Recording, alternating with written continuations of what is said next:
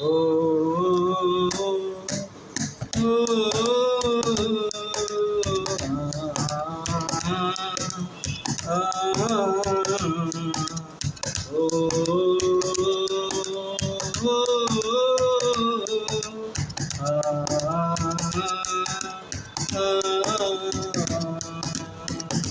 ओ टूटे जब दिलवा,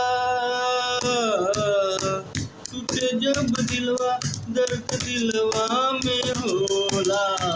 टूटे जब दिलवा, दर्द दिलवा में होला। अखिया करोई जितना दिलवा रोवेला, अखिया करोई जितना दिलवा रोवेला। मिले खातिर दिल, मिले खातिर दिल तो सब तोड़ पेला। अखिया करोई जितना दिलवा रोवेला, अखिया करोई जितना दिलवा रोवेला।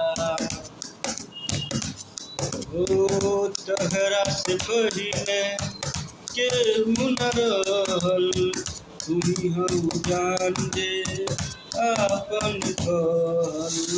तोहरा से पहिले केहू न रहल, तुही हम जान दे आपन कहल।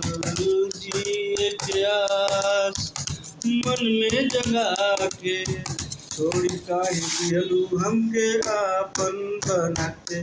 कहे लोगवा हो हमसे, कहे लोगवा हो हमसे, सुन ली हम सबके दर्द कितना ही लेके जिएगा। अखिया करोई जितना दिलवा रोवेला, अखिया करोई जितना दिलवा रोवेला।